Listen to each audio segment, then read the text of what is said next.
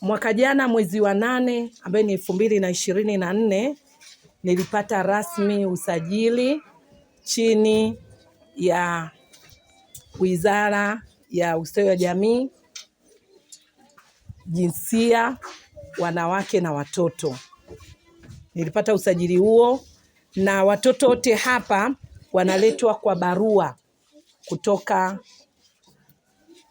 kutoka Ustawi wa Jamii. Kwa hiyo nawapokea kwa barua, kila mtoto hapa ana faili lake na barua yake, nampokea pindi anapopata tatizo, wakiangalia hana ndugu ama ametokea mazingira magumu, ninaletewa hapa. Wanasema palipo na mafanikio hapakosi kuwa na changamoto. Mwenyezi Mungu amejalia ndani ya kituo hiki tuna mafanikio kama yafuatayo. Watoto wote ambao wanahitaji kwenda shule, umri wa kwenda shule, watoto wote nimewaingiza shule. Shule ninayofundisha mimi, hawa watoto wote nimewaingiza. Kwa hiyo nina watoto hapo kuanzia chekechea mpaka watoto wa darasa la 7. Lakini pia na wa sekondari nimewapeleka sekondari. Lakini pia tumepata mafanikio, tumepata uwanja wa takriban heka 3. Nadhani kwenye kona pale mlipopita umeona kuna uwanja ule uwanja tuliupata mwaka juzi. Mwaka jana ndio nimemaliza deni na tukaanza moja kwa moja kutafuta huku na kule simenti kwa ajili ya kujenga pale. Tunamshukuru Allah, mpaka sasa hivi tuna vyumba 20 ndani ya lile jengo. Vyumba 10 ni vya watoto wa kike na vyumba 10 ni vya watoto wa kiume. Na mpaka sasa hivi tuko kwenye kufunga renta, ndio tunapambana, tunamuomba Mwenyezi Mungu ajalie ili kusudi tuweze kumaliza jengo lile, watoto wapate sehemu ya kujihifadhi. Lakini kuna changamoto ambazo unazipata ndani ya kituo hiki. Changamoto ya kwanza ni malazi. Hapa tulipo tumeingia mwezi wa 12. Hii nyumba tumepewa tu kwa ajili ya kujihifadhi.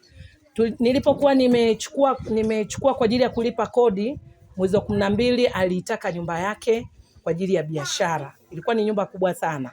Kwa alitaka kwa ajili ya kutengeneza gesti, akawa amenitoa pale. Hii nyumba ni ya mwalimu wenzangu tunayefundisha naye, ndo alinipa kwa ajili ya kuweza kujihifadhi hapa. Ilikuwa haijaisha, ikabidi niimalizie. Ilikuwa tumepigwa bati, nikaimalizia, nikafunga uzio. Watoto ndo tunaishi hapa. Lakini hapa tumepewa mpaka kufika mwezi wa 5 tuwe tumeshapata sehemu yetu ya kuelekea, ili kusudi na yeye aendelee na matumizi ya hapa. Kwa hiyo ukiangalia watoto 64 tukakosa sehemu ya kuishi, kwa kweli ni dhima kwa Mwenyezi Mungu. Kwa hiyo changamoto hiyo ni kubwa kabisa. Lakini kuna changamoto ya chakula. Chakula kinanipa shida. Hapa ninapika kilo 15, wakati mwingine kilo 10. Inategemea, kuna siku watoto wanafika mpaka watoto 70. Lakini kuna siku watoto wanaenda wanapungua hivyo. Kwa hiyo chakula nikiletewa, hata kama ni chakula akijitokeza mtu akiniletea kilo 50, ni siku 2 tu chakula kimeisha. Kwa hiyo changamoto kubwa sana ndio nayo ni hiyo changamoto ya malazi pamoja na changamoto ya chakula. Lakini pia nina changamoto ya ugonjwa. Watoto hawana bima. Kwa maana kwamba mtoto akiugua nikimpeleka hospitali inabidi nianze kutafuta huku na kule pesa ya kumtibu mpaka nije nipate ile pesa. Basi unakuta mtoto, tukipata angalau bima kwa ajili ya watoto kidogo itanipa unafuu.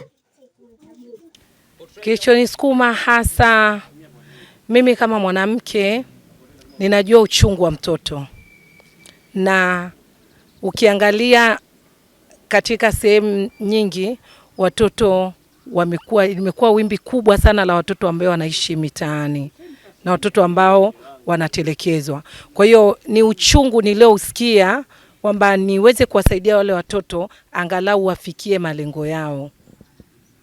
Hii ni katika ibada kubwa kabisa, kwa sababu ukija kwenye Qur'ani nasema araaita alladhi yukathibu bid-din fadhalika alladhi yad'u al-yatim wala yahuddu ala ta'amil miskin.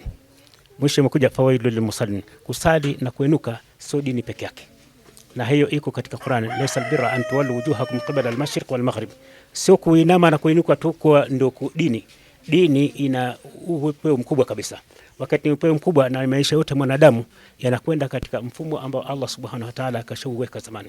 Sasa hili ni jambo kubwa ambalo limo ndani ya Qur'ani na sunna za Bwana Mtume Muhammad sallallahu alaihi wasallam, kama vile Bwana Mtume sallallahu alaihi wasallam alisema, mimi na yule ambaye atawadhamini yatima basi tutakwenda hivi peponi, yani sambamba kabisa. Ikiwa na kama hiyo, hili ni jambo la kupigwa mfano, la kuliendeleza na kumshukuru Mwenyezi Mungu sana sana sana, na kuomba Allah Subhanahu wa Ta'ala alidumishe, alitie baraka, aliweke neema na alikuze katika staili ambayo si ya kufahamika, yani staili ambayo anajua yeye peke yake. Kwanza sisi ni taasisi ya kiserikali ambayo inafanya huduma za bima katika manispaa ya Kahama, lakini pia tumekuwa tukifutulisha kwa taasisi na wadau mbalimbali. Ni sehemu mojawapo ya kutoa mchango wetu kama taasisi, lakini mwaka huu kimetusukuma sana ni uwepo wa watoto ambao wana uhitaji sana sana na wanaishi kwenye mazingira magumu. Mimi nikiwa kama meneja, kwa kuangalia dhamana zangu, niliona ni wakati sahihi sasa kuhakikisha kwamba tunashika mkono sehemu zile ambazo zina changamoto kubwa, hasa idara hii ya watoto yatima. Ndio kubwa zaidi iliyotusukuma. Ni uhitaji wa jamii husika ambayo imetusukuma kufikia hapo. Swala zima la kuja kutoa sadaka yetu hapa, kwanza ni kutimiza wale majukumu ambayo kwa ni moja majukumu yetu, kushirikiana na jamii katika shughuli mbalimbali. Lakini lengo la mazumuni sisi tuliangalia wale ambao wanahitaji maalumu, ambao katika kitochi hapa walikuwa wanahitaji zaidi, na ndio tuliamua kuwapa msaada. Na vile vile ni kama kuwajengea vijana ambao wako katika mazingira magumu, wale ambao hawana wazazi, wajisi kwamba na wao wako na watu na wanathaminiwa na watu muhimu katika jamii yetu. East African Spirits Company Limited ni kampuni inayojihusisha na uzalishaji wa pombe kali na bia. Kampuni hii ilianza mnamo 2018 ambapo ilianza na line ya plastiki. Tulianza uzalishaji wa bidhaa yetu inayoitwa Diamond Rock. 2019 tukaanzisha line yetu ya line ya glasi ambao tunazalisha bidhaa yetu pendwa Hanson's Choice. 2023 ndipo tulipoanza ku blend na ku manufacture beers zikiwa ni Hanson's Light, Goldberg, Basembi ambayo imeunga mwaka 2024 na Hanson's Dry iliyoanza uzalishaji mwaka 2025. Bidhaa zetu ni bora, salama, zimethibitishwa na TBS, lakini pia zina key element au niseme ni zina sifa kuu ya kutokuwa na hangover, kutokuwa na harufu mbaya, na pia zina bei nafuu kwa kila Mtanzania.